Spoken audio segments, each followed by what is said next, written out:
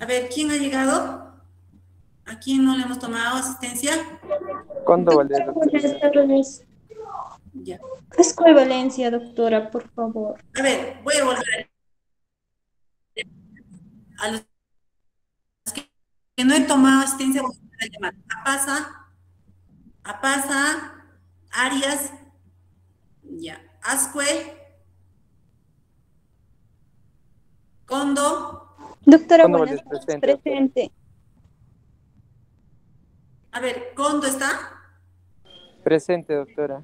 Hola, hola, Condo. Doctora, ¿me Ya, ¿quién escucha? más? Sí, Condo, ya está su asistencia. ¿Otro?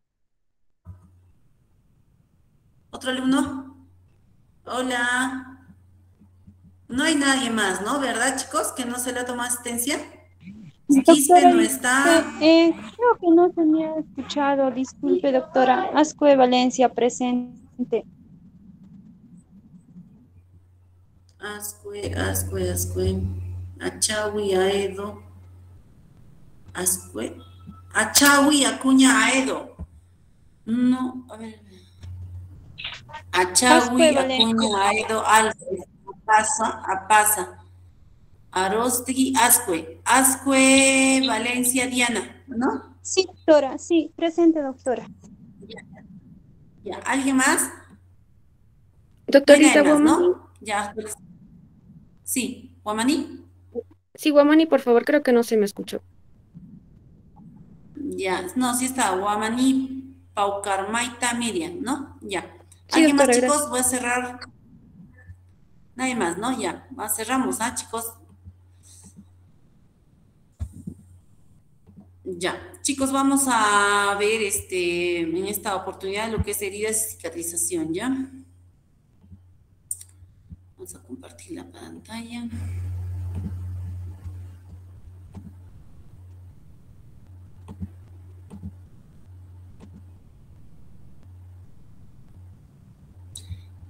Por favor, graba la disposición. Ya, chicos, entonces vamos a repetir esta clase, incluso creo que vamos a repetir más con los chicos de prácticas, pero es importante para que vean, ¿ya? Entonces, vamos a ver que las heridas se definen como las pérdidas de continuidad, tanto de la piel mucosa, también puede, no solo es piel y mucosa, chicos, sino los diferentes tejidos que pueden afectar ¿no? El causarse por cualquier agente físico, ¿no? Una contusión, por cortes, ¿no? Agente físico o químico, ¿no? Cualquier quemadura supongamos, con un químico, ¿no? Por un álcalis o tal vez por un ácido. Ya, entonces, es una pérdida de la continua. Puede ser lineal o puede haber pérdidas completas, ¿no? De áreas específicas, ¿no? Y estas pérdidas completas de áreas no solo puede abarcar la piel, la epidermis, dermis, también puede afectar músculos, tendones, incluso pérdidas óseas, ¿no? Entonces, es una pérdida de continuidad, de la solución de continuidad, ¿ya? De estas estructuras.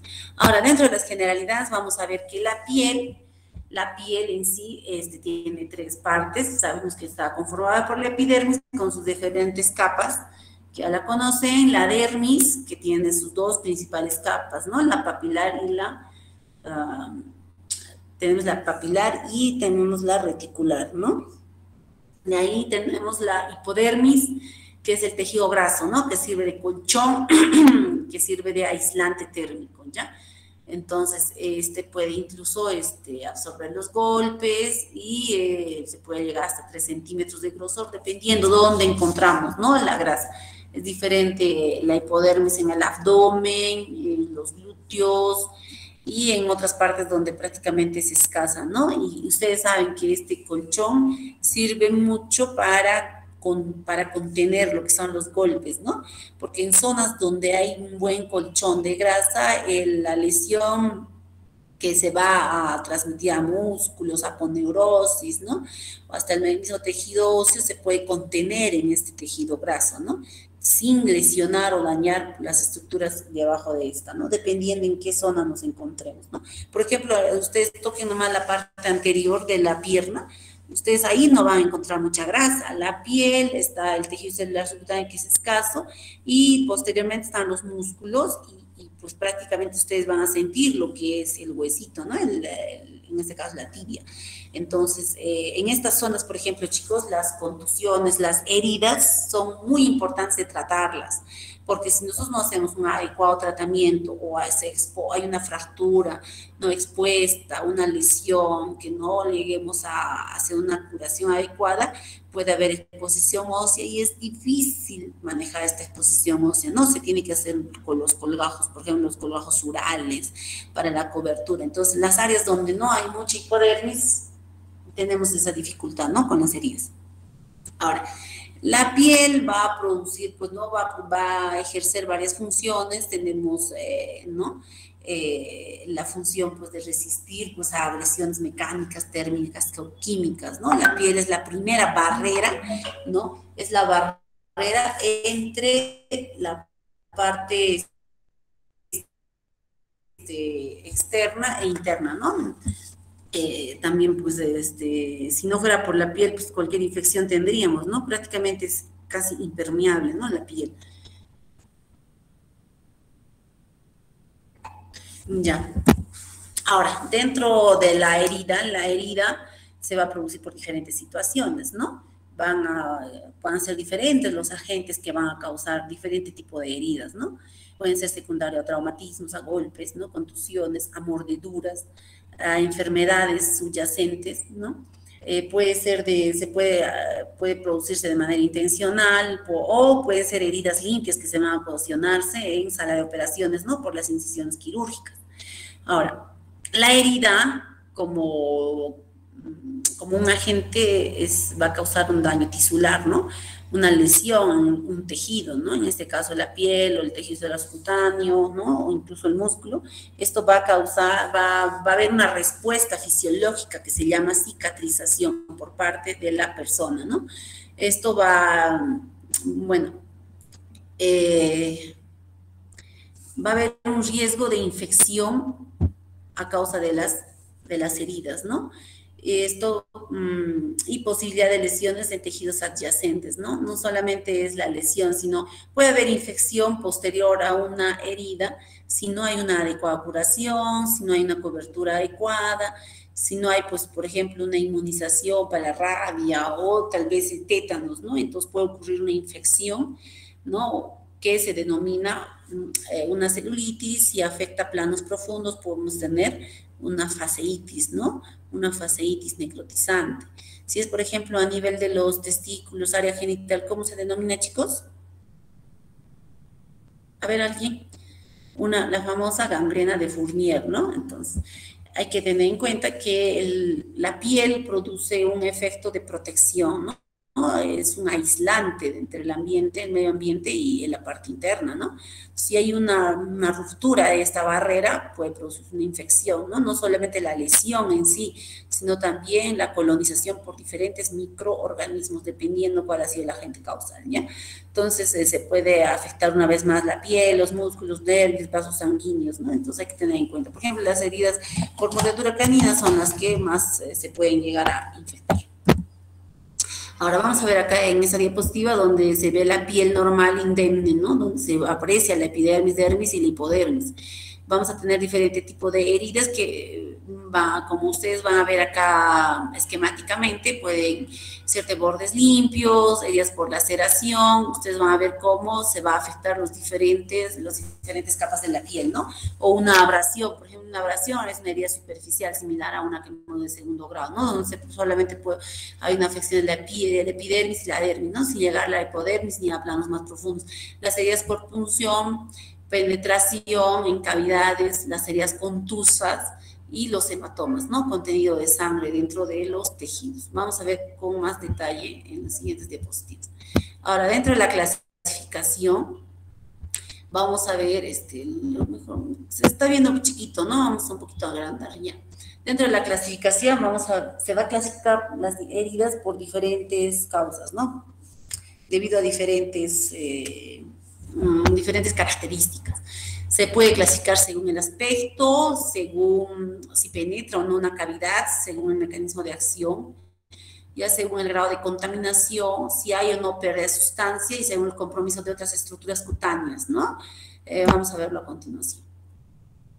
Según la profundidad podemos ver las heridas superficiales que solamente abarcan lo que es la epidermis, dermis, las heridas profundas donde ya hay una afección de planos profundos, acá se puede ver las heridas penetrantes en cavidades, en órganos y las perforantes, ¿no? Dentro de las profundas. Según el aspecto de las heridas podemos tener las heridas contusas de bordes netos, las heridas cortantes, las contuso-cortantes, las que se producen por arma blanca, las punzantes, ¿no? Con los verduguillos se producen estas, las atricciones, aplastamientos de los segmentos corporales, las abulsiones en las cuales hay desprendimiento, ¿no? Desgarro de los tejidos, arrancamientos o amputaciones, y las abrasivas, ¿no? O erosivas, que estas se pueden deberse pues, a lesiones en la epidermis o en la dermis, ¿no? Dependiendo cómo hacía el agente causal. Según el mecanismo de acción, vamos a tener heridas por arma blanca, ¿no? Heridas cortantes, miren, ustedes ven, los bordes son netos, por arma blanca, ¿no? Por arma de fuego, ¿no? Que pueden penetrar diferentes cavidades, pueden pasar tangencialmente, y una vez que penetran dentro de las cavidades, pueden producir lesión en diferentes órganos, ¿no? Y de acuerdo a eso vamos a ver también las diferentes patologías. Y lo vamos a ver en su momento. Por ejemplo, por arma de fuego pueden producirte lesiones, por ejemplo, lesiones en el intestino, lesión de órganos, de vísceras sólidas, ya hepática, puede ser pancreática, renal, ¿no? Vejiga, puede lesionar todo lo que encuentre en su trayecto por arma de fuego, ¿ya?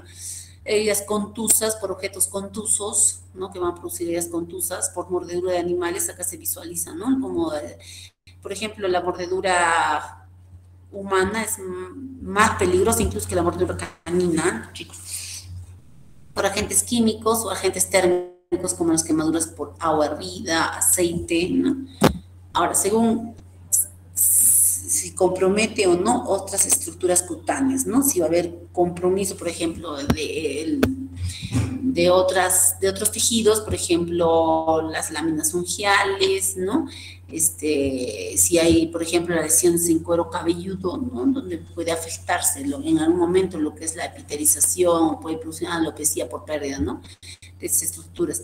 Ahora, esto es solo piel, ¿no? Con sus anexos cutáneos. Si son lesiones complejas que van a abarcar lo que son vasos sanguíneos, nervios, cartílagos, músculos, ¿no? Ahora, si hay o no pérdida de sustancia, ¿no? Por ejemplo, acá no se visualiza pérdida de sustancia a nivel del oído, ¿no? Son heridas excoriativas, ¿no? Porque no solamente hay pérdida parcial, excoriativas, ¿no? Y ahora sí hay pérdida de sustancias cuando hay pérdidas parciales, ¿no? De tejidos completos. Ahora, si penetra o no cavidades o compartimentos, ¿no? Por ejemplo, a esta solamente es una herida a nivel de la frente, donde no va a penetrar la cavidad, ¿no? En este caso, la cavidad craneal, ¿no? Entonces, solamente se va a contener a la piel, tejido celular cutáneo, puede llegar hasta músculo, pero ahí no queda. Y las heridas penetrantes, en las cuales va a haber una penetración en la cavidad abdominal. Por ejemplo, acá ustedes, chicos, van a ver exposición de epiclo, ¿no? Y ven enterrado el cuchillo. Por ejemplo, chicos, si en este caso llega el paciente a emergencia, nunca se les ocurra agarrar el cuchillo y retirarlo, ¿no? El retiro de las armas punzocortantes, penetrantes en cavidades más que todo, más aún en cuello, o sea, con mayor cuidado, ¿no? En cuello, en tórax, nunca se les ocurra retirarlos. ¿Por qué, chicos? A ver, explíqueme, ¿alguien puede decirme, tiene una idea? Bien, yo voy a llamar así aleatoriamente, ¿ah? ¿Podríamos causar hemorragia, doctora, al sacar el cuchillo? Claro, chicos, si ha llegado vivo este paciente a una emergencia, si ya sea una arma penetrante en tórax, abdomen, región pélvica, incluso hasta en cráneo, no se debe retirar. ¿Por qué? Si está vivo es porque probablemente en su trayecto, ¿no? Ha lesionado algún vaso sanguíneo, no lo sabemos, pero está contenido. Está como un tapón, está sirviendo como un tapón. Si ustedes llegan a retirar, ese paciente se puede morir en el acto, ¿no? Por una hemorragia. Imagínense en el cuello, viene con el cuchillo penetrando en el cuello. Jamás se les va a ocurrir retirar el cuchillo. es lo último que hagan, ¿no? Si ustedes retiran el cuchillo, ustedes saben que en la zona del cuello encontramos los grandes vasos. Ese paciente moriría de sangrar en ese momento. Si llegan al hospital con este cuchillo, de inmediato deben entrar a una laparotomía exploratoria. Si está en el cuello, igual, ¿no? Si está en el tórax, igual, a una toracotomía exploratoria, ¿no? A retirar el cuchillo, ya sea cualquier arma, o probablemente, por ejemplo, se ha visto, ¿no? Pacientes que se caen del segundo o tercer piso sobre las vigas, no, claro, las vigas que contienen esos fierros, ¿alguna vez han visto? Entonces, están vivos. Entonces, ¿qué pasa? Ya saben eso, ¿no? Ya tienen conocimiento, por ejemplo, los bomberos van y lo rescatan y cortan en este caso, pues, ¿no? El fierro, y lo traen con el fierro, atravesado el abdomen. Nunca se les va a ocurrir retirarlo, ¿no? Entonces, por este motivo. Ya, ahora según el grado de contaminación vamos a tener las heridas limpias contaminadas, las contaminadas y las sucias. Ya, entonces ustedes tienen que ver acá, chicos, la tasa de infección, no se olviden, es un tema, o este punto es de pregunta de examen, ténganlo en cuenta, ya, estudienlo bien. Y también lo tienen que tener en cuenta para el manejo, ya. Las heridas limpias contaminadas. Las heridas limpias son aquellas que no se infectan, no se van a inflamarse, no se evidencian, ¿no? Este tipo de signos y síntomas, ¿no? Ahora, no penetran en el tracto respiratorio, genital, unitario y cierran primariamente. Son las famosas heridas que se realizan en sala de operaciones, cuidando la técnica quirúrgica, y se resuelve, pues, ¿no? Si es un corte, 7 a 10 días de tórax, abdomen, si es en rostro, 5 días, ¿ya? Entonces, esas heridas, el riesgo de infección es menos del 2%. La limpia contaminada son aquellas que penetran tanto el tracto respiratorio, digestivo, genital, urinario, pero se realiza bajo circunstancias, condiciones controladas, ¿no? Se sigue una técnica quirúrgica en la cual no hay escape de los fluidos, ¿no?, que contienen estas cavidades hacia el exterior, ¿no?, hacia otros tejidos fuera de este lugar. ¿Ya? No hay evidencia de infección y no hay ruptura de la técnica quirúrgica, como acabamos de decir. El riesgo de infección es mínima. Por ejemplo, chicos, la mastectomía, tirotomía, una laparotomía exploratoria, donde un abdomen SAS, donde no hay penetración en la cavidad, en el tracto gastrointestinal, urinario, ¿no? Una vez más, digestivo, entonces es una herida limpia. Probablemente hagamos el cierre y nos olvidemos hasta hacer el retiro de puntos. Ahí no va a haber, ¿no?, un cierto grado de contaminación de la herida. Ahora, por ejemplo, ejemplos de una limpia contaminada, tenemos la neumonectomía, vamos a penetrar a tracto respiratorio. Colestectomía igual, la colestectomía, chicos, la vesícula está conectada al intestino, ¿no?, al tracto gastrointestinal mediante el colédoco, pues una puerta o una apertura al medio ambiente, ¿no?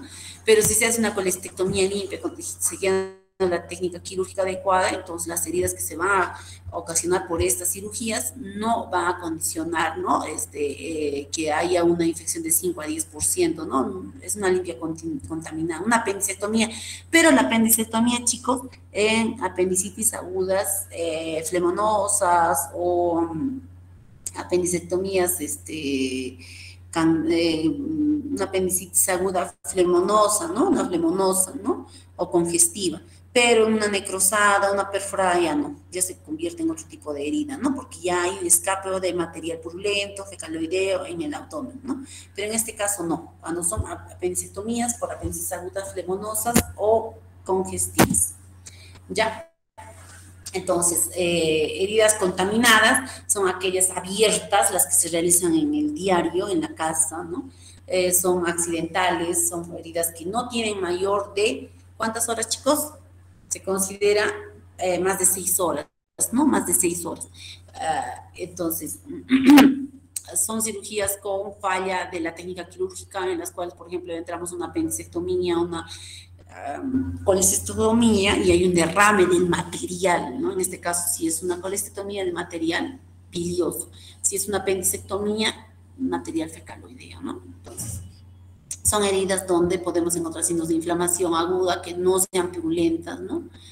Y bueno, pues estas heridas contaminadas van a tener otro tipo de manejo que vamos a ver después. Las heridas sucias son aquellas que tienen más de 6 horas, acá lo consideran más de 12 horas, chicos, vamos a quedar en 6 horas, 6 horas, ya, por favor, 6 horas, ya. Son heridas que tienen tejido necrótico desvitalizado, hay secreción purulenta o secreción fecaloidea, ¿no? Y evidentemente tienen a la inspección, vamos a ver que hay una infección clínica, o puede ser pues, por heridas donde hay una perforación de víscera, donde hay contenido fecaloideo, ¿ya chicos? Entonces, por ejemplo, en las heridas contaminadas tenemos las perforaciones viscerales, apendicitis no perforada, drenaje de accesos. Y en las sucias, peritonis fecales, necrosis de tejidos, ¿ya? Entonces, por ejemplo, acá es una exéresis acá de un lipoma, corresponde a una herida limpia, pues se hace el cierre primario y acá se deja un drenaje, ¿no? Entonces probablemente el tiempo que le corresponde es de 7 a 10 días, se retiran los puntos, se retira el drenaje a los 2, 3 días, una vez de que ya no hay secreción o ya no hay drenaje.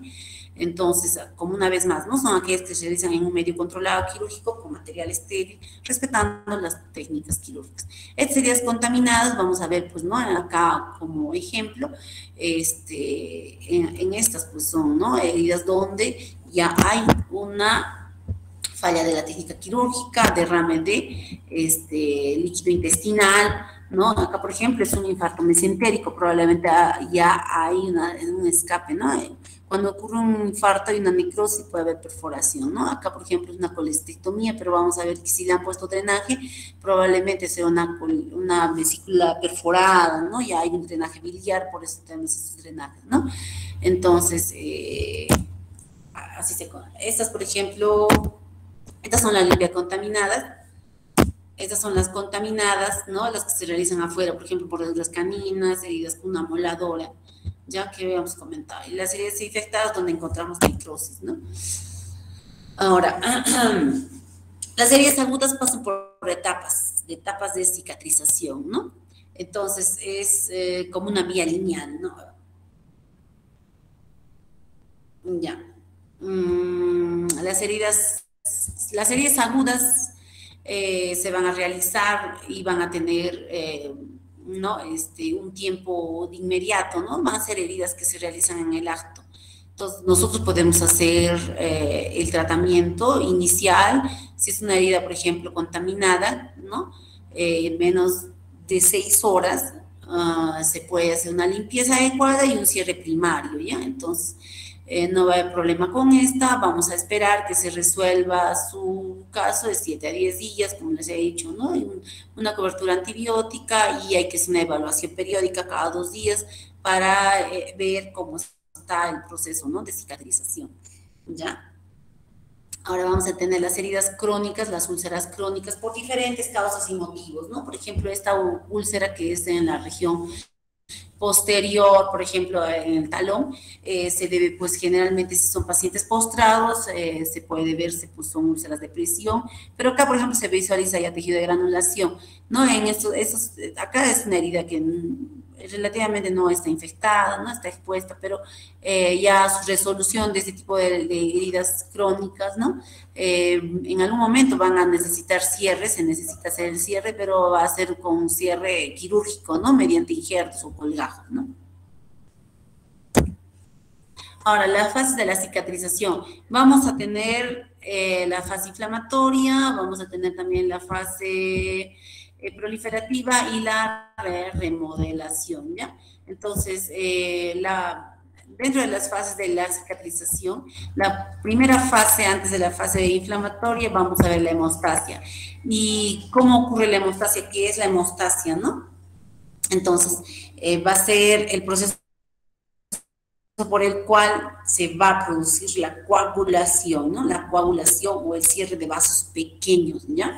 Entonces, después de la lesión, los vasos pequeños se van a llegar a contraer, ¿ya? Y producir, ¿no? Y proporcionan una medida de hemostasia durante 5 a 10 minutos, ¿no? Entonces, va a haber esa contracción de los vasos sanguíneos, ¿ya? Es increíble, ¿no? Se forma una contracción del vaso sanguíneo y se forma el tapón, se produce un tapón plaquetario, ¿ya? Y estas plaquetas a la vez van a desencadenar lo que es la cascada de coagulación porque van a liberar factores de crecimiento y citocinas, ¿ya? Entonces, ese va a ser el inicio y eso nos va a darnos como consecuencia la cicatrización de las heridas, ¿no? Tenemos muchos factores, chicos, que se van a liberar, el factor de crecimiento de plaquetas, el factor de crecimiento transformante beta, ¿ya? Entonces, una vez que se produce lo que es el tapón plaquetario, va a formarse una fibra, una matriz de fibrina, ¿no? Y esto va a estabilizar la herida, ¿ya? Entonces, lo que va a provocar es un andamio, como quien dice, ¿no? Provisional para el proceso de la cicatrización de la herida. Entonces, lo primero que se va a producir es la hemostasia, chicos, ¿no? Entonces, ¿qué es la cicatrización, chicos? Una vez más, es el proceso por el cual se logra la reparación de la herida o de la disrupción, ¿no? Y su resultado va a depender de muchos factores. Ahora, dentro de estas tenemos pues la fase inflamatoria, que esta va a durar de 24 a 72 horas. Hay que tener en cuenta que estas tres fases se van a imbricar, ¿no? Una va a estar incluso se van a sobreponer, ¿no? Ya la fase inflamatoria que va a durar de 24 a 72 horas, ¿no? Esta va a comprender lo que es la hemostasia que acabamos de hablar, el tapón plaquetario, ¿no? Y pues va a exponer colágeno, ¿no? Entonces, esta fase es importante. Por eso algunos autores recomiendan incluso no usar los AINES, ¿no? Entonces, el hecho de que una herida se vea roja los primeros días no quiere decir que está infectada. Es parte del proceso de la cicatrización. Es parte de ese proceso, ¿no? Que algunos incluso no quieren usar AINES, usan bastante el paracetamol por esto, ¿no? Para evitar lo que es, para evitar que se produzca la fase inflamatoria, ¿no? Tiene que producirse la fase inflamatoria, ¿no? Entonces, al inicio puede tornarse rojita la herida, ¿no? Así, como si estuviera inflamada, ¿no?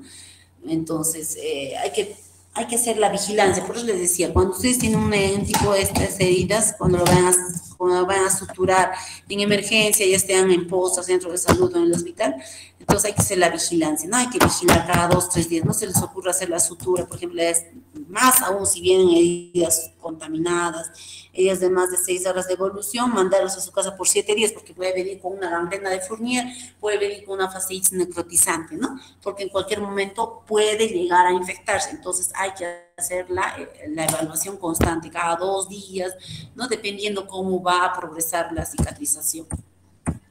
Entonces, después tenemos la fase proliferativa en las cuales se va a formar los vasos sanguíneos, va a haber una formación de matriz extracelular y se va a formar la piel, ¿no? Se puede formar de 4 a 21 días, chicos. Si va a haber una pérdida parcial de un área, digamos, de 2 por 3, no es una herida lineal, probablemente llegue a cicatrizar hasta 21 días, ¿no?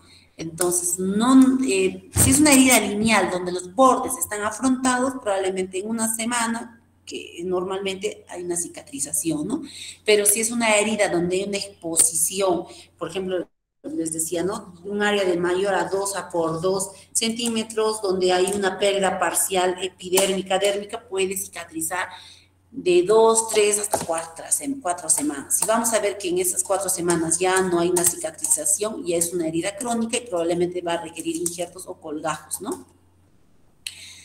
Ya, y pasadas las 3 semanas, ¿no? Incluso hasta el año vamos a tener esta fase que es la de remodelación y maduración, ¿no? Una herida, chicos, se puede remodelar hasta incluso 2 años, ¿no? Acá estamos hablando de 3 semanas a un año, pero hasta en 2 años.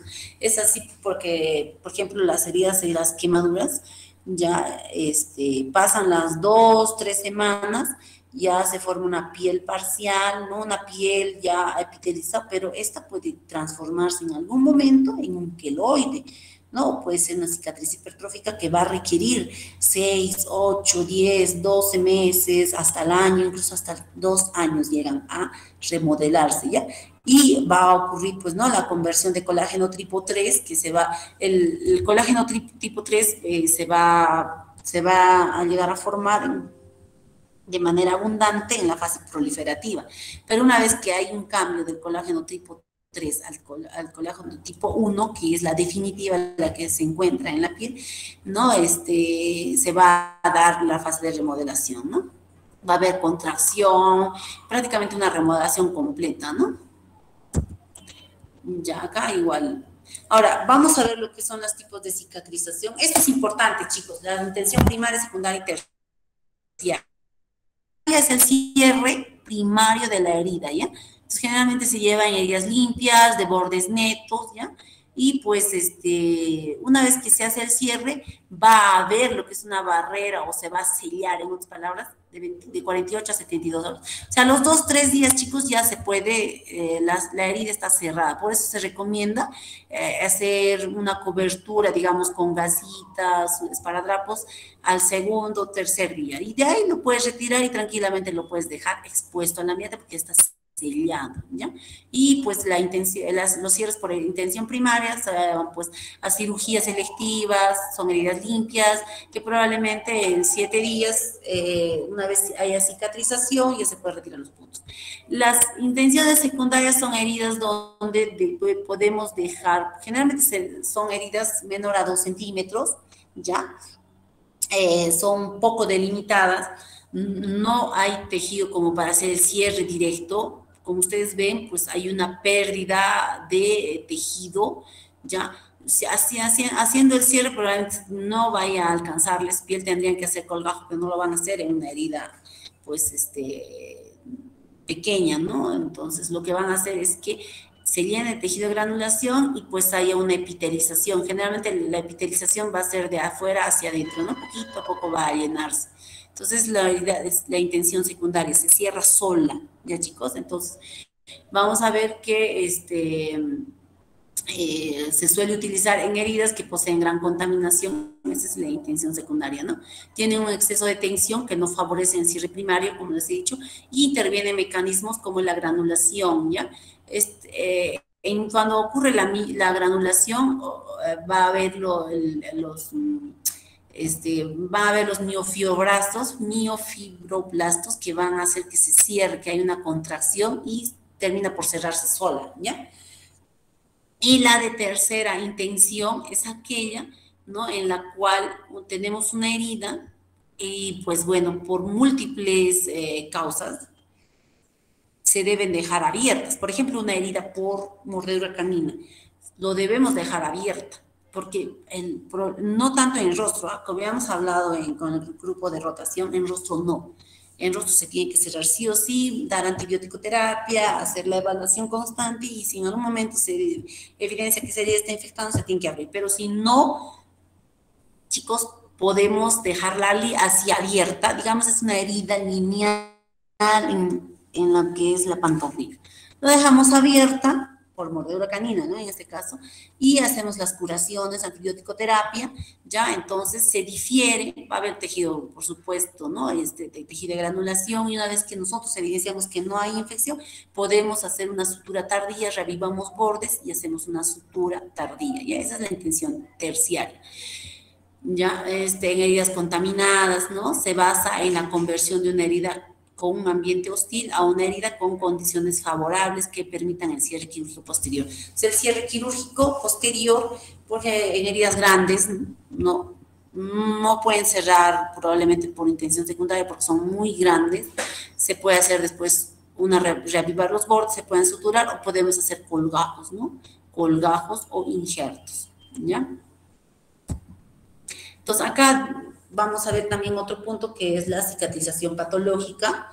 En la cicatrización patológica, chicos, vamos a ver dos tipos de cicatrices, ¿ya? Las cicatrices hipertróficas y las queloideas. Las cicatrices hipertróficas prácticamente están dentro del proceso de remodelación, ¿ya? De remodelación. Pasadas las 3-4 semanas después de haberse hecho la herida, la cicatriz hipertrófica continúa todavía, miren, ustedes ven con abundante tejido fibrótico, ¿no? Pero se limita al área de la lesión, ¿ya? Entonces, esta cicatriz hipertrófica no solamente puede haberse debido a cierre primario. En este caso, probablemente ha sido un cierre secundario y ha producido este tipo de cicatrización hipertrófica. Y se puede esperar que en algún momento esta se pueda volver plana y blanca de acuerdo a la remodelación, ¿no? O podemos nosotros intervenir para apoyar esta remodelación utilizando corticoides intralesionales, ¿no?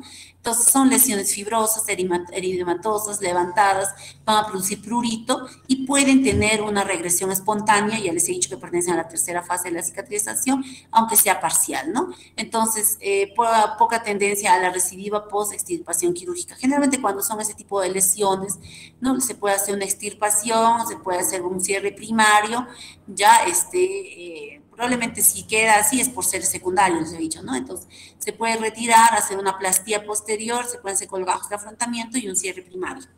¿Ya, chicos? Ahora, las cicatrices queloideas ya son diferentes y se diferencian de las hipertróficas porque crecen fuera de la área de la lesión, ¿ya? Se comportan como si fueran tumores, ¿ya? Entonces se van a ver como si fueran, ¿no? De aspecto tumoral. Son rojos, rosáceos, púrpuras, a veces hiperpigmentadas, ¿no? Sus contornos no se delimitan al área de la lesión, crecen fuera de los contornos de la lesión, ¿ya? Son irregulares, el epitelio sobre la lesión es delgada, a veces se llega a ulcerar, ya y puede producirse necrosis en áreas, ¿no? Pueden presentar prurito y dolor. Esto es de tendencia genética, ¿no? Algunos pacientes, por más que se haga una herida de cierre primario, tienden la tendencia a ser queloides, ¿no? Es una predisposición. Ahora, tenemos también que ver lo que es la retracción patológica, y bueno, pues esto es la contracción de una herida. La contracción de una herida es un proceso normal, ¿no? La lesión disminuye de tamaño, la contractura de la piel. La retracción patológica, chicos, se produce en zonas, ¿ya? En zonas de flexura, que van a hacer que, por ejemplo, un miembro quede retraído por la piel, ¿ya? Generalmente se puede dar como lesión en zonas flexoras como el cuello, manos, ¿no? Y son secundarios la mayoría a quemaduras. Quemaduras de primer, segundo, tercer grado, ¿no? ¿De cuál? ¿Qué tipo de quemaduras, doctor? Las quemaduras de segundo profunda y las de tercer grado, ¿no? Que pueden llegar a epitelizar solas por segunda intención. Entonces, cuando nosotros detectamos quemaduras mayor a 2 semanas,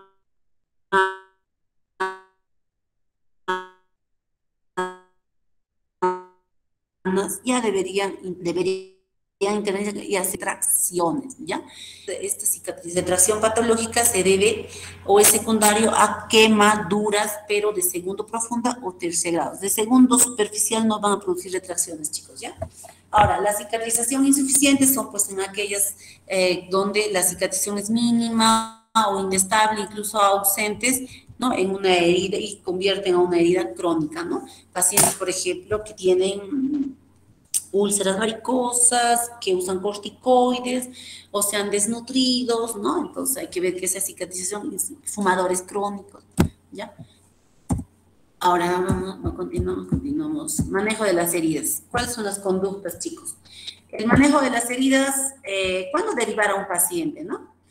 Tenemos que derivar cuando no tenemos los medios necesarios, cuando el profesional no tiene la experiencia necesaria. No se les ocurra, pues, chicos, en la vida, hacer una sutura cuando necesitan que este paciente entre a una limpieza quirúrgica, se debride tejido, ¿no? Entonces, porque a veces por la premura hacen una sutura, pero sobre un área sucia, lleno de detritus, vidrios, hacemos una sutura por hacer, ¿no? En rostro sí se puede hacer, chicos, ¿no? Porque dependiendo, si no tienen habilidad, no tienen los medios, no lo hago. Lo que tendrían que hacer es envolver bien la herida, hacer hemostasia siempre, ¿no? Y derivarlo, ¿no? Para que en un hospital donde haya mayor complejidad, sea la limpieza quirúrgica, la sutura de estas heridas grandes, con un profesional adecuado, ¿ya? Ahora, ya, eso ya saben, ¿no? Cuando vamos a, bueno, no hemos hablado con ustedes, pero cómo derivar a un paciente en condiciones óptimas, vamos a ver el manejo de un politraumatizado, cómo se debe hacer en su momento, vamos a estabilizarlo hemodinámicamente, hay que seguir la línea de la ABCD para hacer el manejo adecuado de los pacientes, ¿ya? Entonces, de preferencia, podemos, se tiene que trasladar al paciente en condiciones óptimas, ¿ya? No vayan a trasladar al paciente como sea y el paciente llega a cadáver al hospital. Ya, entonces, criterios de hospitalización hay que ver, ¿no? Si son heridas complejas, si hay pérdidas tisulares, heridas con colgajo, alto grado de contaminación, también depende mucho de las edades extremas, ¿no? Si son lesiones graves asociadas, patologías asociadas, ¿no? No es lo mismo el manejo de una herida de un pie en un paciente diabético que uno que no sea, ¿no? Entonces hay que ver eso. A ver, ya. Entonces, pautas básicas del tratamiento. Prioriza el tratamiento de las lesiones. El cierre de las heridas no es de urgencia vital, ¿no? Entonces, ya les había dicho, si necesita o requiere limpieza quirúrgica, que venga a un establecimiento ¿no? Hospital. Si es una herida pequeña, donde ustedes pueden hacer hemostasia adecuada, infiltrar una limpieza adecuada con anestesia local, lo hacen en un centro de salud hospital donde corresponda, ¿no? Pero si son heridas amplias, donde ya hay pérdida de sustancias, tejidos, refieren, ¿no? En su momento. El cierre de la piel no debe ser de inmediato, ¿no? Como le tiene que ser en condiciones óptimas. Podemos hacer un cierre incluso terciario, ¿no? De cierre terciario. Decidir en qué momento oportuno para el cierre de las heridas, ¿no? Si hay pérdida tisular importante, entonces pérdida de tejido que dificulte cierre primario sin tensión, y experiencia con técnicas de cirugía plástica, ¿no? Hacer un aseo quirúrgico y dejar pues abierta para un cierre definido o terciario, ¿no? Dependiendo del grado de contaminación, tiene más de 6 horas de evolución, habría que esperar, ¿no? Pero en cara, chicos, por mordedura de animal, cuerpos extraños, secundaria de quemaduras, cierres de segunda intención, ¿no? Chicos, ya les he explicado, ¿ya? Si es en rostro, mordedura de can, cierren, chicos, cierren, por favor, hagan una limpieza adecuada, infiltren bien la herida, den antibióticos si es posible, sin cara, chicos, si es mordedura de can se hospitalizan, ¿no? Para hacer una cobertura, para darle una cobertura antibiótica endovenosa. Ya, bueno, pues esto hay que ver, implementar infraestructura, si no tienen estructura no lo hagan, si no tienen material tampoco, hagan una hemostasia y refiéranlo, ¿no? Ahora, decidir el tipo de anestesia local, regional, general, eso va a ser en un hospital y de acuerdo con el cirujano, con el anestesiólogo, ¿no? Y dependiendo, ¿no? Si las heridas están a nivel de miembros inferiores, puede recibir anestesia, anestesia regional, raquidia, ¿no? Ya, bueno, eso ya hemos hablado, ¿no? Ahora, ¿qué más? Hay que ver acá. Ya. Si son heridas punzocortantes penetrantes, hay que tener en cuenta hacer el aseo y cierre precoz para evitar contaminación de estructuras profundas, hospitalizar para una exploración quirúrgica. Punzocortantes penetrantes, ya chicos, hay que tener mucho cuidado, pues si penetran abdomen, tórax, región pélvica, puede lesionar otros órganos. Entonces, ese paciente tiene que estar en un monitoreo permanente, constante, para evitar complicaciones. No, jamás se les ocurre dar de alta a un paciente que tiene una herida penetrante, ¿no? Porque si es en tórax, abdomen, puede producir múltiples lesiones. Heridas sucias faciales, acá vamos a ver, ¿no? Hay que hacer un aseo quirúrgico, un cierre primario, o podemos buscar un cierre secundario si hay pérdida, o si es, pues, que amerita injertos colgajos, dejarlo, pues, ¿no? Al especialista. Heridas con colgajo, hay que ver, hay que hacer el cierre, chicos, en los heridos con colgajo, ¿no? Ver, pues, ¿no? Después se delimita. Los colgajos no solamente van a ser de piel, pueden ser fascicutáneos, musculares, ¿no? Entonces hay que esperar pues 2 o 3 semanas para ver que se delimite, ¿no? Y después hacer una cirugía compleja de injertos colgajos. Esas heridas pues por arrancamientos, heridas por atricción, ¿no? Tienen que entrar a sala de operaciones. Heridas por quemadura, hay que esperar, chicos, ¿no? Las quemaduras no solamente van a ser superficiales, pueden ser profundas, van a requerir en algún momento escarectomía e injertos, ¿no? Y, por ejemplo, quemaduras por químicos van a necesitar, pues, el lavado con suero fisiológico y probablemente, pues, no observando qué tipo de lesión tiene, habría que hacer el manejo, ¿no? Y las heridas por mordedura por animal, que lo vamos a ver en la profilaxis.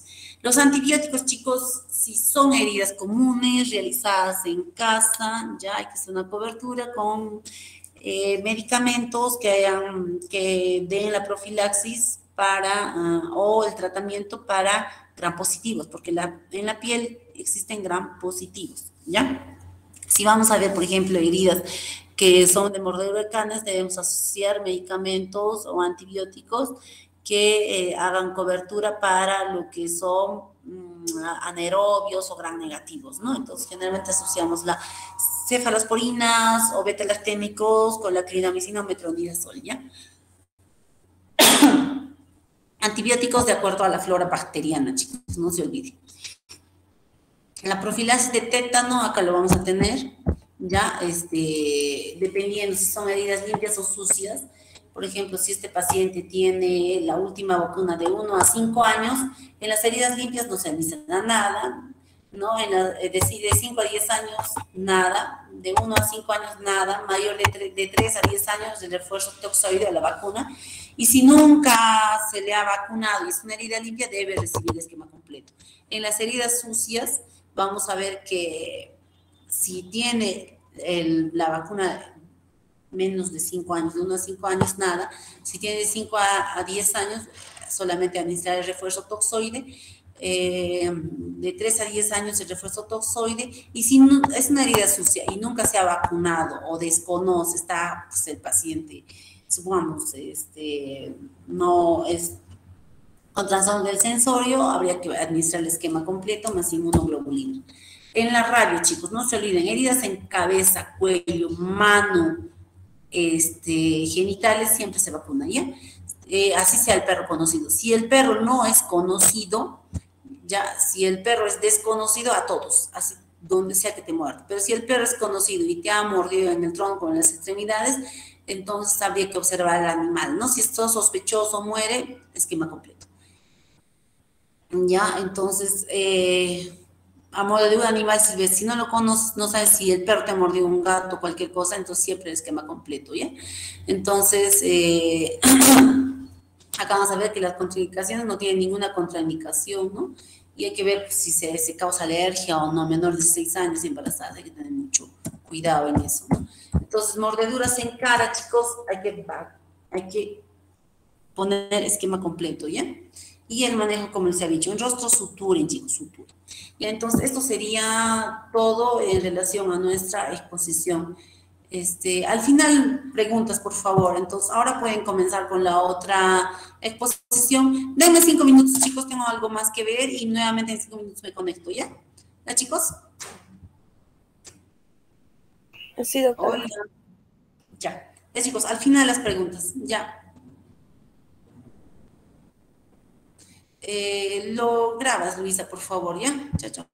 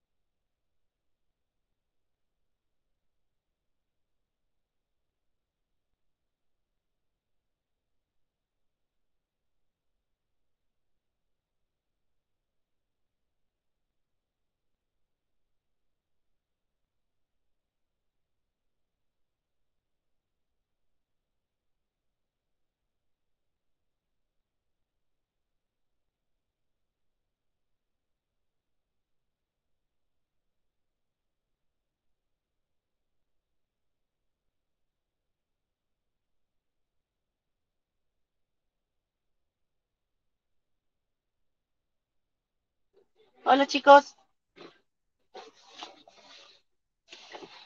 Hola chicos. Hola, ¿Me oyen? Doctora, buenas tardes. Sí, Ya, sí, doctora, se lo escucho. comiencen por favor su expo. ya. Doctora, buenas tardes. Compañeros, buenas tardes. El día de hoy nos ha tocado exponer los cuidados pre y posoperatorios y las complicaciones posoperatorias. Siguiente, por favor. Ya en cuanto a una introducción sobre el preoperatorio, el estudio de los pacientes quirúrgicos sigue una sistematización cuyo uso es universal. Se destaca el establecimiento de la relación médico-paciente en la que hay una fase diagnóstica fundada en la anamnesis y la exploración física. Esta fase va a conducir a la formulación de una hipótesis diagnóstica y mediante el uso de los recursos de los exámenes auxiliares se logra emitir un diagnóstico. En este diagnóstico se funda la prescripción quirúrgica con todas sus implicancias éticas y legales, y después de que el paciente o los familiares firman el consentimiento escrito, sigue la fase de preparación psicológica y física del paciente.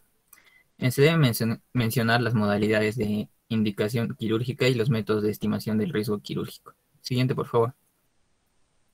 En cuanto a los cuidados preoperatorios, este comprende un correcto diagnóstico que va a estar basado en una buena anamnesis y un examen físico, y los exámenes auxiliares y las interconsultas especializadas.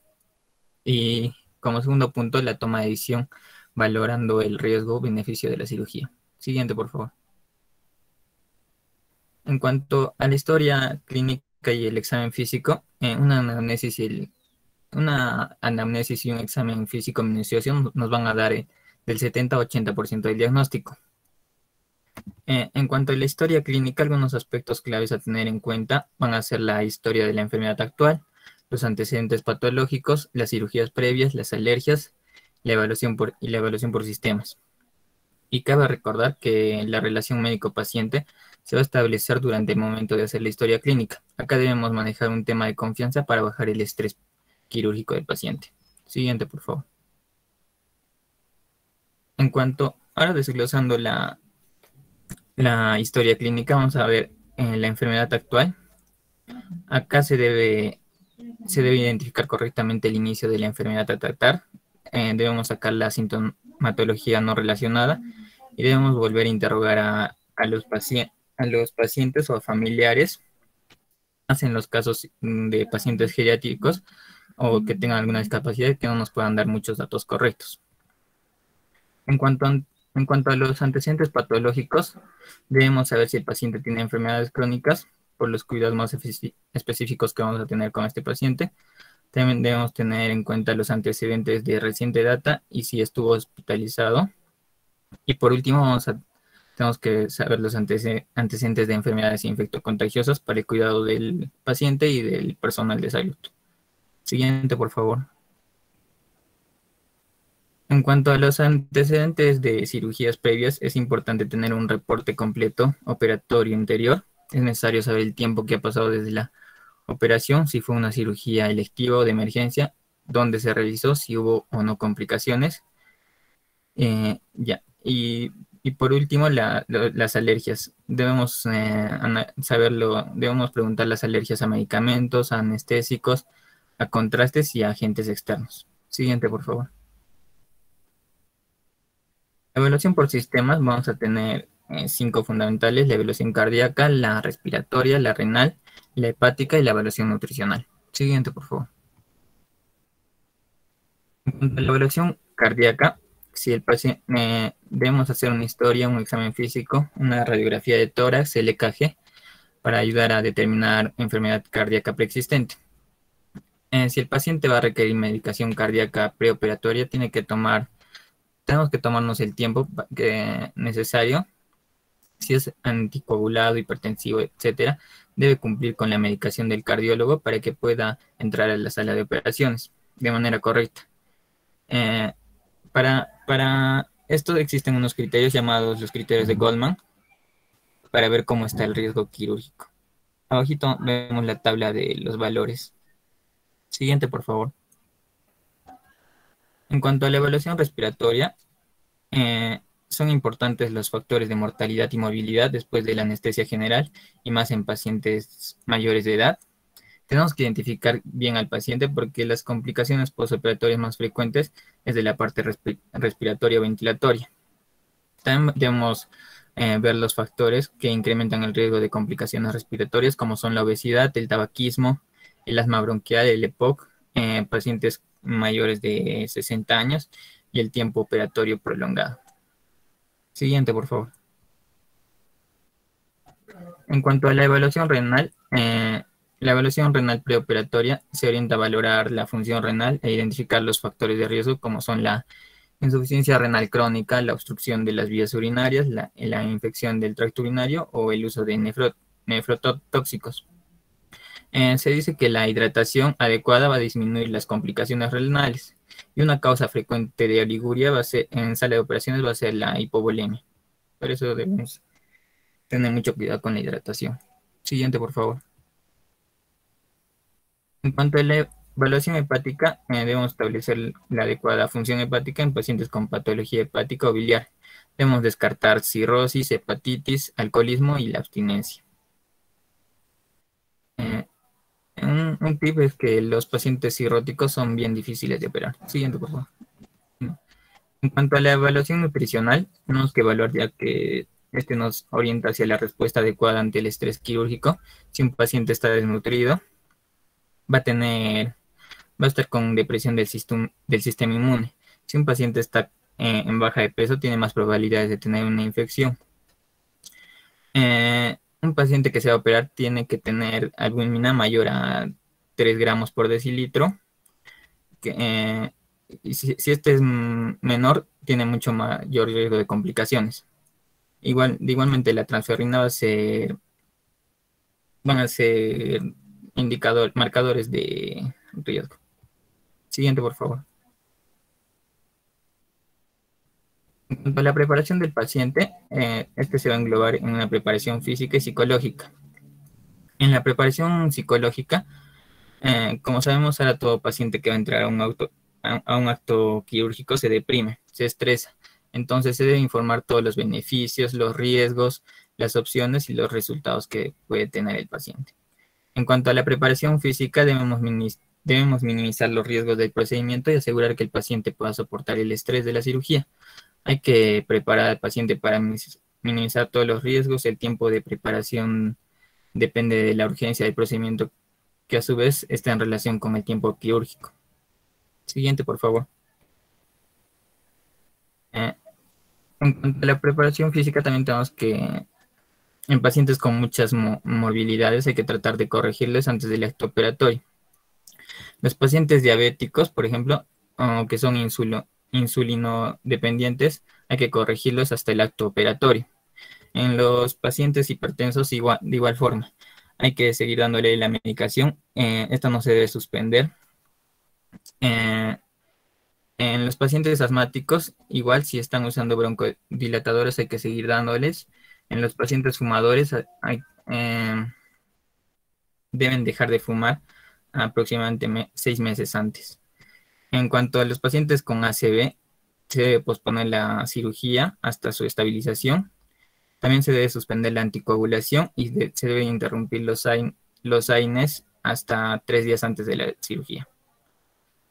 También la prevención del tromboembolismo pulmonar se debe hacer mediante vendaje de miembros inferiores si el paciente tiene antecedente de trombosis venosa profunda.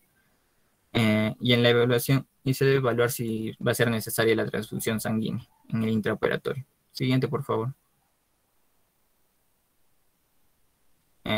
Otros puntos a tocar es la prevención de la infección. Algunos factores asociados a la infección del sitio operatorio van a ser la edad, la sepsis, la diabetes mellitus, la quimioterapia, la isquemia, el uso de esteroides o inmunosupresores, la radioterapia, el nivel de la piel dañada, la herida suturada, tensión, la insuficiencia hepática, como ya dijimos, anemia, hipoxia, la obesidad, la uremia y la malnutrición.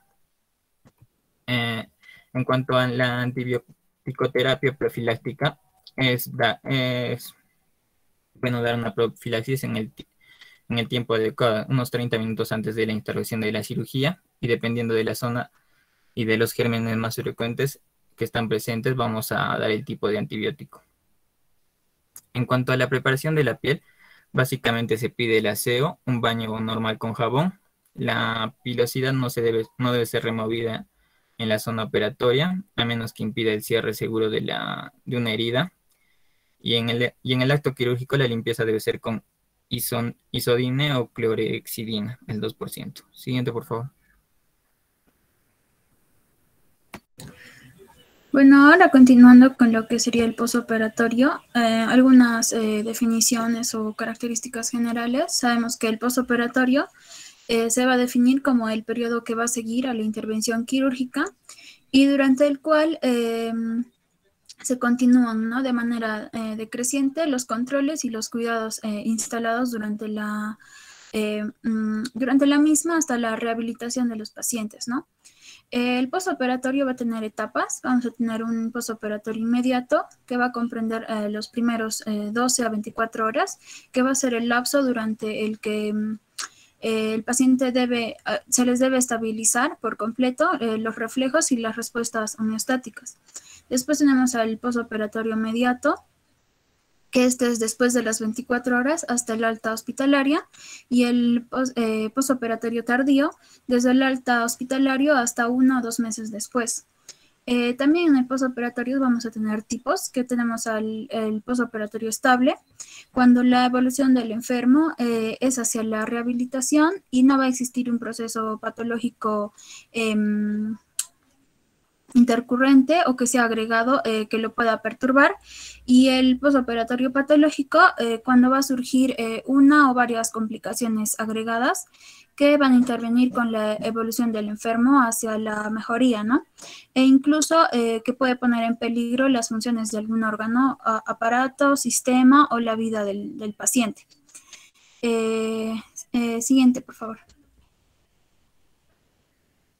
Bueno, ahora entonces, en cuanto al cuidado del posoperatorio, este va a comprender lo que es el manejo de las heridas, el manejo del dolor, manejo de drenes, de la venoclisis y catéteres, de sondas nasogástricas y el inicio de la vía oral, y también medidas preventivas de tromboembolismo pulmonar, ¿no?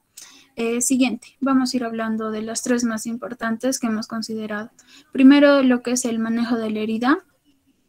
En cirugía, la herida quirúrgica cerrada, limpia o limpia contaminada, se debe manipular en los posibles con guantes estériles. El vendaje debe ser retirado a las 48 horas si se encuentra seco. Si se humedece, deben cambiarse cuando tienen drenes cercanos o tubos que la humedezcan, ¿no? Los cuales estos deben estar sellados. Los vendajes van a evitar lo que es el contacto de las heridas con las superficies que sean potencialmente infectadas durante las primeras 48 horas, ¿no? Nos va a servir para poder presionar en caso de hemorragias leves. También nos sirven para disminuir el espacio muerto, para controlar los edemas y también para inmovilizar, ¿no? Ya que la cicatrización puede ser interferida por el movimiento del cuerpo. Y también nos sirven para absorber sangre, pus y restos celulares. En cuanto a la curación, se debe hacer cada 12 horas con solución salina normal o con solución de yodopovidona o clorexidine. En la herida abierta, la acción mecánica de irrigación con solución salina a presión es la más adecuada, realizando desbridamiento de los tejidos desvitalizados o infectados, ¿no? Siguiente, por favor. Los medicamentos que se utilizan como irrigación en las curaciones con el fin de evitar la infección van a tener efectos benéficos en la cicatrización, pero también pueden tener efectos adversos, ¿no? En ciertas concentraciones va a afectar a las funciones de los fibroblastos. La solución yodada puede retrasar lo que es la epitelización y disminuir la fuerza tensil de la herida. Y la furacina puede retardar considerablemente la tasa de reepitelización. Por lo tanto, el factor de concentración es el más importante a tener en cuenta, ¿no? En cuanto a los vendajes, estos pueden ser impermeables, que son totalmente oclusivos, semipermeables, que son semioclusivos, o los vendajes permeables, ¿no?, que son oclusivos. El apósito de gasa seca puede ocasionar lo que es una deshidratación de la herida y causar una inflamación prolongada. Por eso es importante que en las heridas abiertas podamos escoger el vendaje adecuado según la etapa de curación para no producir efectos perjudiciales en el proceso de cicatrización y de curación, ¿no?, de la herida. Siguiente, por favor. Podemos ver acá que los vendajes se clasifican. En la tablita vemos la selección de apósitos, ¿no?, en función a sus características. Por ejemplo, la característica de absorción de exudados, vamos a tener apósitos de mayor a menor absorción, como apósitos con alginatos o espumas de poliuretano, hidrocorticoides, hidrogeles, ¿no? También otra característica puede ser el de desbridamiento, que van a favorecer a la autólisis, ¿no? Que estos van a ser todos los apósitos anteriores que he mencionado, en tanto que se regula la exudación y humedecen la herida, ¿no? Pero en especialmente los hidrogeles y en menor medida la esponja de poliuretano, ¿no? Otra característica para clasificar la protección de la herida, ¿no? En este caso pueden ser esponjas de poliuretano, películas de poliuretano, ¿no? También tenemos a los vendajes transparentes, ¿no? Que estos son usados en heridas con mínimos exudados, a los hidrocoloides, que son vendajes semipermeables o impermeables con gelatina, pectina y carboximetilcelulosa, que son usados en heridas con exudado mínimo o moderado, ¿no? Con tejido necrótico, heridas abiertas, úlceras de presión o miembros inferiores, ¿no? También tenemos al poliuretano, que son vendajes semipermeables de poliuretano hidrofílico, que se usan en heridas con exudado mínimo o abundante y necróticos. En cuanto a los hidrogeles, se pueden utilizar en las heridas de resolución o profundas abiertas, ¿no? El gel va a originar la cicatrización al hidratar ligeramente el tejido necrótico, así facilitando su desbridamiento y absorbiendo el exudado producido por las heridas, ¿no? Así como también puede mantener un ambiente húmedo. Siguiente, por favor. Los vendajes semipermeables o impermeables, que van a estar compuestos por agua o por glicerina, son indicados en las heridas con exudados mínimos o moderados, ¿no? Infectada. También en úlceras de presión, en quemaduras de segundo y tercer grado o áreas donde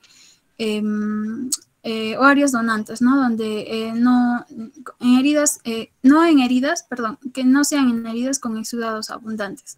Aquí vamos a tener, como ya vimos, a las espumas, pastas y polvos, que estas se usan en heridas que van a requerir absorción, ¿no? En heridas abiertas, con tejidos necróticos o infectadas.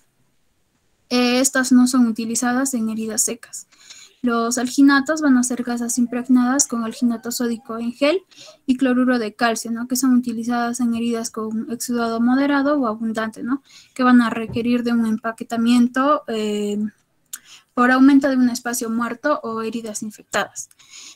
También tenemos a las películas adhesivas, que son membranas de plástico, por ejemplo, como autoadhesivas y resistentes al agua, pero que van a ser permeables al oxígeno y al vapor, ¿no? del agua. Estas se suelen usar en heridas que van a afectar parcialmente el espesor, como las zonas de injerto de donantes de piel, de espesor parcial o a las abrasiones superficiales. También tenemos a las hidrofibras. Estas van a representar una nueva categoría de materiales, son las más absorbentes para vendajes en heridas con cierta supuración. A los factores de crecimiento, el factor de crecimiento recombinante humano es el único producto aprobado por la FDA, que se aplica en forma de granulado sobre la herida, ¿no? Esta favorece la formación del tejido de granulación, la angiogénesis y la epitelización. Y por último tenemos a los sustitutos cutáneos, donde vemos que la dermis y la epidermis en cultivo van a estar disponibles para su utilidad clínica en el tratamiento de heridas y son circulares de unos 5 centímetros, ¿no? Los vendajes impregnados van a ser hidrofílicos, la proteína, que puede ser proteína hidrolizada, por ejemplo, en heridas con exudados abundantes o moderados, vendajes impregnados con zinc y solución salina, en heridas con éstasis venosa, en ulceraciones de la piel, quemaduras de primer grado, y vendajes impregnados con colagenasa, ¿no? En desbrida de úlceras crónicas y en quemaduras severas. Siguiente, por favor. Bueno, entonces también se produce lo que es en el cuidado posoperatorio, el manejo del dolor posoperatorio, ¿no? Como ya sabemos, los principales mecanismos fisiológicos del dolor se va a representar, como podemos ver en la figura, en lo que podemos observar los estímulos que van por un tercer nervio periférico hasta la médula, ¿no? En las astas posteriores, y van a llegar al sistema límbico y luego a la corteza cerebral sensitiva, donde se va a percibir el dolor. El dolor va a producir alteraciones en la respuesta metabólica y endocrina, ¿no? Como sabemos, se controla principalmente por un bloqueo espinal o una analgesia epidural, ¿no? Al disminuir el dolor, vamos a reducir la morbilidad posoperatoria, disminuyendo lo que son las complicaciones tromboembólicas, las infecciones pulmonares, la duración del hilio posoperatorio y la estancia hospitalaria. El manejo del dolor va a ser muy necesario en tener en cuenta el área anatómica donde se va a realizar la cirugía, por ejemplo, tórax, abdomen o miembros, ¿no? Con el objetivo de poder aplicar la modalidad respectiva. Los analgésicos se pueden clasificar en AINES, también opiáceos menores, la mayoría que van a ser sintéticos, como el tramadol, por ejemplo, también opiáceos mayores y fármacos adyuvantes como los corticoides, ¿no? También se utilizan antidepresivos, sobre todo los tricíclicos, y anticonvulsivantes, sobre todo en el dolor neuropático, algunos de ellos que van a emplear el dolor posoperatorio y otras medidas que ayuden a confrontarlo. Siguiente, por favor. En el manejo del dolor hay que tener en cuenta lo que son las escalas del dolor, ¿no? Estos son recursos para evaluar el dolor y van a ayudar a los pacientes a describir cómo lo sienten. Estos son recursos que se usan comúnmente para describir la intensidad del mismo o qué tanto dolor siente el paciente, ¿no? Van a haber diferentes escalas, por ejemplo, la escala de clasificación numérica. A la persona se le pide que seleccione un número entre el 0, que significa nada de dolor, y 10, que es el peor dolor imaginado, ¿no? Para identificar qué tanto dolor está sintiendo. También hay la escala análoga visual, que es una línea recta cuyo extremo izquierdo va a representar nada de dolor y el extremo derecho va a representar el peor dolor, ¿no? Se le pide a los pacientes que marquen la línea en el punto correspondiente al dolor que siente. En la escala de categorías de dolor, en este caso hay 4 categorías, ¿no? Nulo, leve, moderado y fuerte. Se le pide al paciente que seleccione la categoría que describe mejor el dolor que va sintiendo.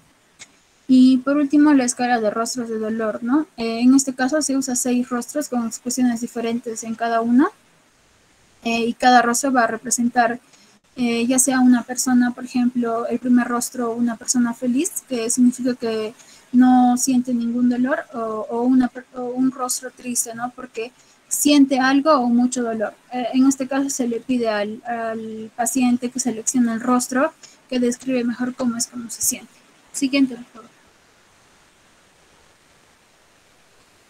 En el manejo del dolor se pueden utilizar las siguientes modalidades, ¿no? Como vimos, escala del dolor, como por ejemplo la escala de rostros del dolor, las intervenciones psicológicas, ¿no? Se debe informar al paciente cuál es el procedimiento que va a realizar, cómo es el posoperatorio, cuáles son los movimientos para disminuir el dolor, qué analgésicos se utilizan y cuál es la vía de administración.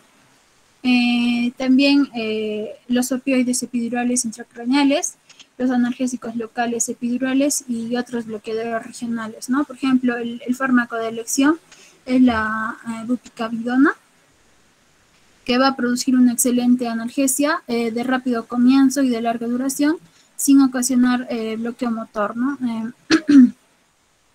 También tenemos a la crioanalgesia, que produce una degeneración axonal, y por este mecanismo, una degeneración axonal. Las drogas antiinflamatorias no esteroideas, los AINES, las principales dosis recomendadas son el acetaminofén de 500 a 1000 miligramos cada 4 a 6 horas, la aspirina de 500 a 1000 gramos cada 4 a 6 horas, el ibuprofeno de 200 a 400 miligramos de cada 4 a 6 horas, y la dipirodona, ¿no? Que es una ampolla intravenosa cada 6 horas, ¿no? Lento o mezclado con suero en goteo. También tenemos a los opioides sistémicos, por ejemplo, el tramadol de 50 a 100 miligramos, puede ser por vía intravenosa, intramuscular o subcutánea, diluida lenta o en infusiones sin sobrepasar los 400 miligramos por día. Por ejemplo, acá tenemos un esquema,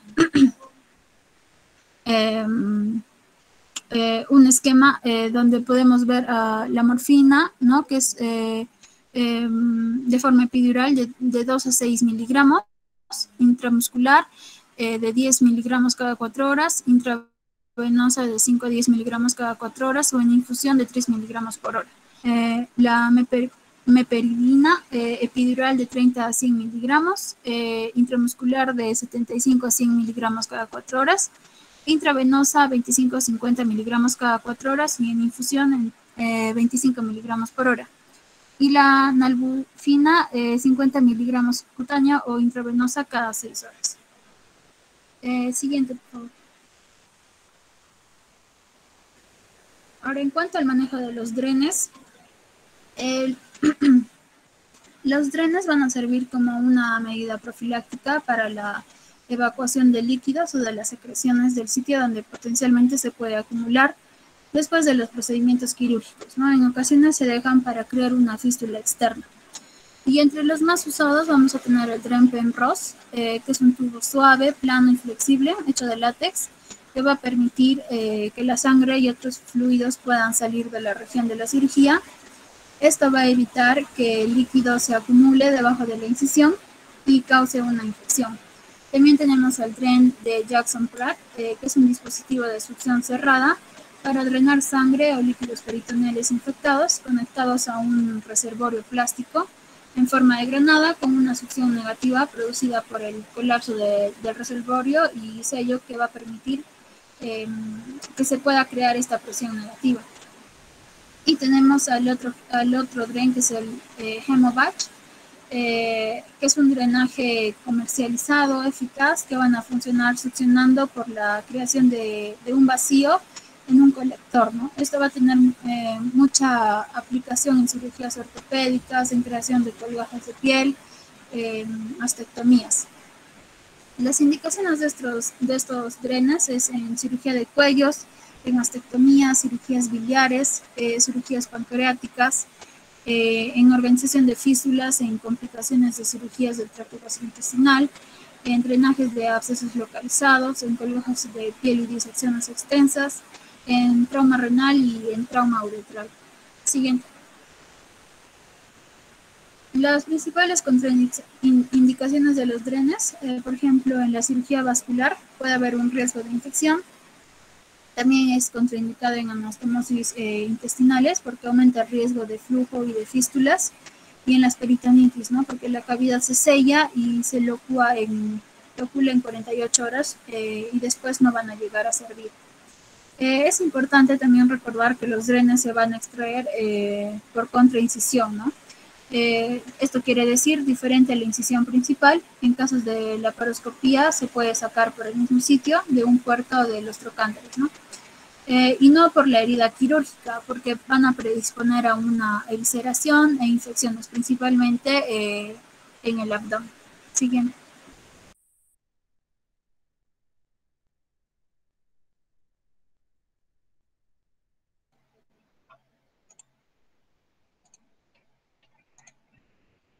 Continuando con el tema, vamos a hablar sobre complicaciones posoperatorias. ¿Qué es una complicación? Es cualquier evento adverso respecto al curso previsto en la recuperación de un postoperatorio. Otra definición es el resultado no deseado del procedimiento, que ocurre en proximidad temporal al procedimiento, causa una desviación del curso postoperatorio ideal e induce un cambio en la gestión y es mórbida. Hay que recalcar que pese a los intentos por establecer consenso sobre la definición de las complicaciones postoperatorias, no se dispone aún de una descripción y clasificación estandarizada de las complicaciones postoperatorias. Además, cada especialidad quirúrgica va a enfrentar naturalmente sus propios desafíos. Las complicaciones postoperatorias constituyen un importante indicador de calidad, ya que retardan la evolución de la enfermedad, prolongan la estadía hospitalaria e incrementan los índices de morbilidad y mortalidad. Asimismo, es importante tener en cuenta la diferencia fundamental entre complicación o evento adverso y el error. La diferencia, pues, se basa en que este último, el error, ¿no? La prevención, basada en el conocimiento médico, hubiese podido evitar el evento adverso. Para poder clasificar, podemos clasificarla de acuerdo al tiempo, ¿no? En inmediata, cuando esta ocurre durante las primeras 24 horas. En temprana, cuando esta ocurre en el transcurso de los primeros 30 días. Y tardía, en cualquier periodo ulterior, a menudo después de que el paciente ha dejado el hospital. Otra clasificación podemos tener que es inmediata, considerando desde la culminación del acto operatorio hasta las primeras 24 horas de recuperación. Acá podemos encontrar problemas anestésicos, alergias, problemas oculares como conjuntivitis, musculoesqueléticas como mialgia, sangrados y distrés respiratorio. Y las tardías vamos a considerarlas en esta clasificación pasadas las 24 horas del postoperatorio. Acá podemos considerar la fiebre, a las infecciones de heridas, infecciones de catéteres, al síndrome compartimental, ictericia, obstrucción intestinal, etc. Luego también podemos clasificarla por la localización. Estas pueden ser locales cuando afectan el propio sitio de la cirugía. Y en general, cuando afecta a cualquiera de los otros de los aparatos, ¿no? Sistemas del organismo, por ejemplo, complicaciones respiratorias, urológicas o cardiovasculares. Entonces, la clasificación de las complicaciones postoperatorias según el área afectada, tenemos de la propia herida, tenemos a la dehiscencia, al hematoma, a los seromas, la infección, heridas crónicas o que no cicatrizan, hernias incisionales. De la termorregulación tenemos a la hipotermia, fiebre, hipertermia maligna, dentro de las respiratorias que ya pasan a ser generales, ¿no? Tenemos a la telectasia, neumonía, al síndrome de aspiración, la lesión pulmonar aguda, el edema pulmonar, la embolia pulmonar, la neumopatía obstructiva, la neumopatía reactiva. Dentro de las cardíacas tenemos a la hipertensión postoperatoria, a la isquemia e infarto, al shock cardiogénico, las arritmias y la insuficiencia cardíaca congestiva. Dentro de las renales y de las vías urinarias tenemos a la retención urinaria y a la insuficiencia renal aguda. Metabólicas y endocrinas tenemos a la insuficiencia suprarrenal, al hipotiroidismo, hipertiroidismo, la secreción inadecuada de la hormona antidiurética.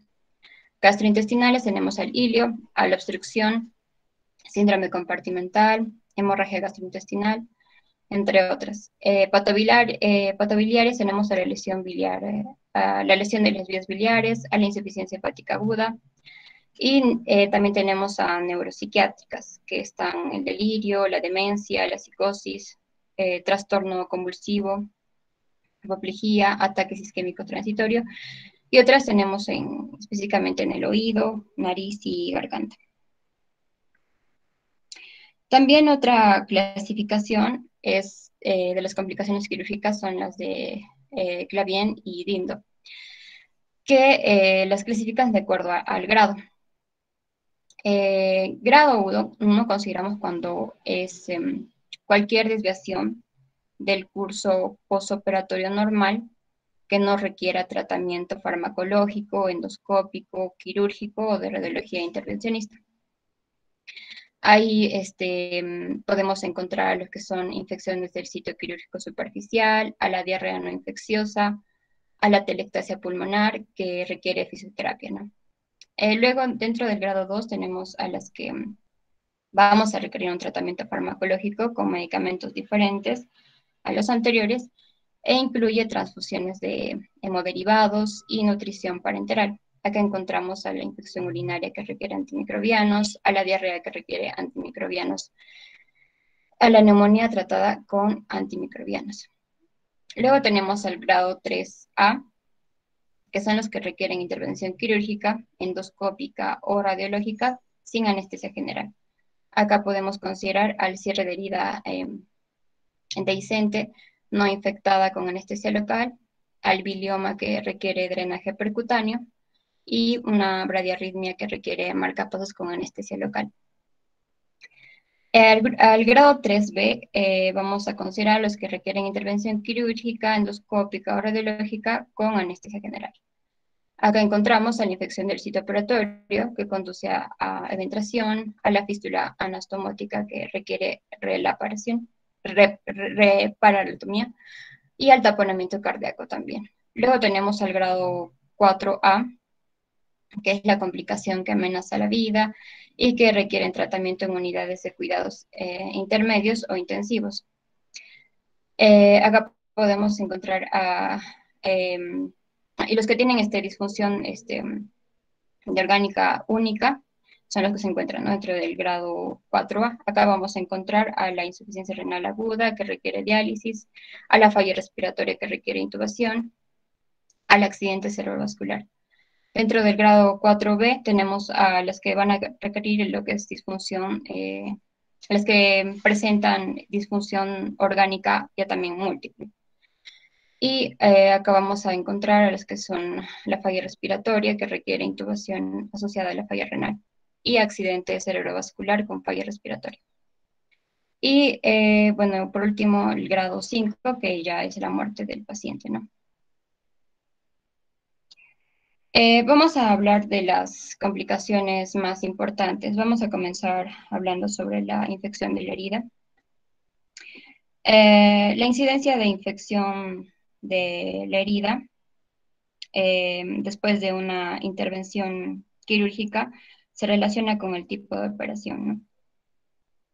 Pero es importante tener en cuenta la clasificación frecuente, ¿no?, de las heridas quirúrgicas.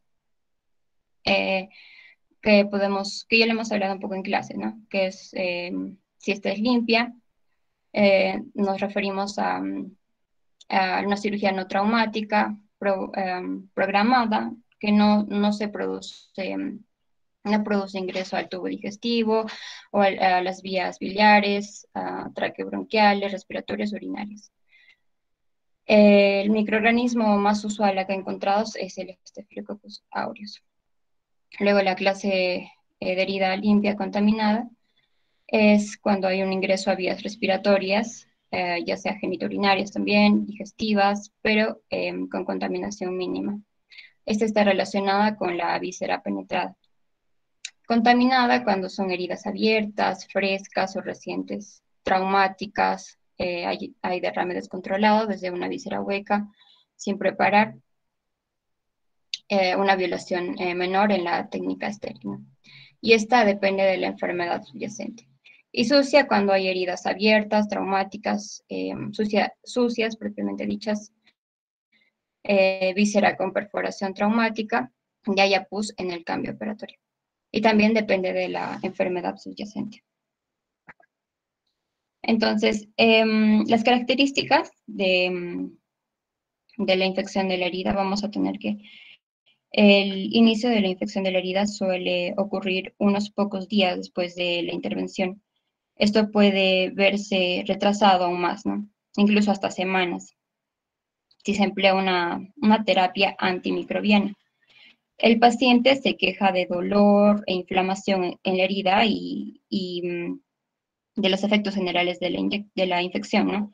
O sea, nos referimos a malestar, anorexia, vómito, y puede llegar a presentar lo que es una fiebre variable. La herida está roja, hinchada, caliente y sensible. Al quitar las suturas o remover la herida, se libera el pus contenido. Para la prevención, la profilaxis comprende una técnica escrupulosa en el quirófano y con los apósitos, ¿no? El aislamiento de casos infectados y el retiro de portadores con resfriados o lesiones sépticas entre el personal de enfermería y médico. Los principios de profilaxis antimicrobiana se van a basar en la selección del antimicrobiano para atacar la flora bacteriana que es probable encontrar y el tratamiento antes de que ocurra contaminación para alcanzar una concentración adecuada del antimicrobiano en la sangre al momento de la exposición a la infección. Acá tenemos recomendaciones para la profilaxis antibiótica de acuerdo a la naturaleza de la operación, ¿no? O sea, cardíaca, por ejemplo, válvulas protésicas o inserción de un dispositivo, y etcétera, torácicas. Y ya para lo que concierne al tratamiento, la infección establecida se trata con drenaje. Se administran antibióticos si además hay celulitis diseminada. Las heridas abiertas pueden beneficiarse del uso de un dispositivo de tratamiento de la herida con presión negativa. Aunque su aplicación directa al abdomen abierto podría representar el riesgo de crear una fístula entérica. Luego tenemos a la enterocolitis asociada a antibióticos. Dentro de las características clínicas, acá tenemos la enterocolitis asociada a antibióticos suele ocurrir en pacientes que han recibido antibióticos de amplio espectro. Es más probable que ocurra el trastorno después de cirugía en el intestino grueso. Los casos leves se presentan solo con diarrea acuosa, los casos graves tienen un cuadro similar al del cólera, con inicio repentino de diarrea acuosa abundante. Y en ocasiones la infección por Clostridium difficile se presenta con dilatación tóxica del colon. La sigmoidoscopía revela una mucosa roja y friable con placas amarillo blancuzcas que coalescen para formar una pseudomembrana. Y para el diagnóstico se establece mediante la identificación de toxinas de Clostridium difficile, ¿no?, en las heces. Para la prevención, por lo general, para prevenir su diseminación en el hospital, hay que practicar una higiene escrupulosa de las manos y mantener al paciente en aislamiento. Las esporas de Clostridium difficile son muy resistentes y persisten en el ambiente, de lo que resultan en recaídas y reinfecciones, a menos que las prácticas de limpieza sean estrictas, ¿no? La mejor profilaxis contra la infección de Clostridium difficile es el uso juicioso de antibióticos, evitando los de amplio espectro siempre que sea posible. Para el tratamiento es la restitución de líquido y electrolitos, va a ser esencial. Los antibióticos de amplio espectro se suspenden cuando sea posible y se prescriben metronidazol oral y vancomicina oral, que no se absorben del intestino, ¿no? Y se evita como tratamiento de primera línea para prevenir el surgimiento de enterococos resistentes a vancomicina. Luego tenemos el Staphylococcus aureus resistente a meticilina. Estos suelen causar una infección local de la misma forma que lo hacen las especies de estafilococosaurios resistentes a meticilina. En pacientes enfermos, en unidades de cuidados intensivos, que han recibido antibióticos de amplio espectro y que ya están muy debilitados, es bastante común. Para la prevención y tratamiento, el lavado de manos escrupuloso es una forma económica y eficaz de poder reducir nosotros las infecciones. Los pacientes infectados deben aislarse, en particular si el microorganismo está en la nariz o los pulmones, con el potencial de diseminación de gotitas. El uso de vancomicina intravenosa para tratar a los pacientes infectados van a ser la base del tratamiento. Los intentos para erradicar el microorganismo valen la pena en pacientes que están programados para someterse a procedimientos que vayan a incluir la implantación de material protésico, como restitución de cadera y reparación de hernia, ¿no? Luego tenemos el colapso pulmonar e infección. Ocurre cierto grado de colapso pulmonar después de casi cada procedimiento abdominal o transtorácico. Las características clínicas: tenemos que ocurre colapso pulmonar durante las primeras 48 horas después de la intervención. El paciente se encuentra disneico, con pulso rápido y elevación de la temperatura, puede haber cianosis. El paciente trata de toser, pero es doloroso y a menos que se le anime para hacerlo, ¿no? Es posible que no logre expectorar. El esputo al inicio es espumoso y claro, pero más adelante se vuelve purulento. La exploración revela que el paciente está angustiado, con una tos productiva dolorosa característica. Los movimientos torácicos están disminuidos, sobre todo del lado afectado, ¿no? Hay matidez basal y la entrada del aire está deprimida. La oximetría de pulso indica saturación reducida. También la radiografía de tórax nos puede revelar opacidad nos va a revelar, ¿no?, opacidad del segmento afectado, por lo general basal o en la zona media, junto con una desviación del mediastino al lado afectado. Para la prevención, antes de la cirugía se indican ejercicios respiratorios, se prohíbe fumar al paciente y se prescriben antibióticos. La cirugía debe posponerse cuando sea posible hasta que todas las infecciones torácicas preexistentes se hayan resuelto. Para el tratamiento, después de la cirugía, se anima al paciente a toser y se instituyen ejercicios respiratorios. Y las dosis pequeñas y repetidas de opiáceos disminuyen el dolor que el paciente siente, ¿no? La anestesia epidural y los bloqueos de nervios intercostales pueden ayudar a reducir el dolor. Y se prescriben antibióticos solo si el esputo está infectado. Su selección se basa en la sensibilidad de los microorganismos cultivados, ¿no? Hay que tener cuidado con eso. Y para recordar es que el colapso parcial del parénquima pulmonar o atelectasia es la complicación pulmonar más frecuente en pacientes sometidos a cirugía con anestesia general. Ahora vamos a hablar sobre trombosis profunda, venosa profunda. En los periodos posoperatorio y operatorio, el paciente tiene mayor predisposición a trombosis venosa en venas de los músculos de la pantorrilla, los canales venosos profundos principales de la pierna y venas pélvicas. Dentro de las características clínicas tenemos que esta puede ser silenciosa, pero suele ocurrir síntomas y signos durante la segunda semana del posoperatorio, o bien antes o después.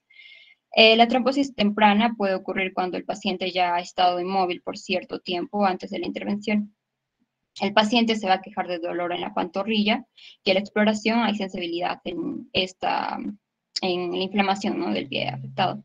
A menudo se acompaña con edema, temperaturas cutáneas, aumento de la temperatura cutánea y dilatación de las venas superficiales de la pierna. Y nos podemos ayudar en lo que son las gamografía dúplex, la flebografía y el fibrinógeno radiomarcado con 125. Para la prevención, tenemos como profilaxis, tenemos al tratamiento de los factores de riesgo evitables. Hay que evitar la cirugía programada en cualquier persona con un factor de riesgo tratable. Hay que hacer lo que es la movilización activa del paciente para la estimulación del flujo de sangre al fomentar la movilización, ¿no?, temprana. Esto nos va a reducir el riesgo de una trombosis venosa profunda. La compresión intermitente de la pantorrilla y medidas contra trombosis, que son medidas de compresión graduada, ¿no? E inyecciones subcutáneas de heparina de bajo peso molecular, como enoxaparina, deben iniciarse antes de la intervención y continuarse mientras el paciente está en riesgo. Como tratamiento hay que iniciar el anticoagulante con una infusión de heparina intravenosa. Disculpen, chicos, ¿les parece si continuamos la siguiente clase? Sí, doctora, está bien. Nos falta pocas, pero Ya. igual, sería bueno. Ya, continuamos, por favor, la siguiente clase, y la siguiente hacemos una evaluación o una revisión o preguntas y respuestas acerca de los dos temas, ¿ya? Estudien, por favor, y nos vemos con los chicos de las clases prácticas a las 4. Chao, chao. Doctora, disculpe,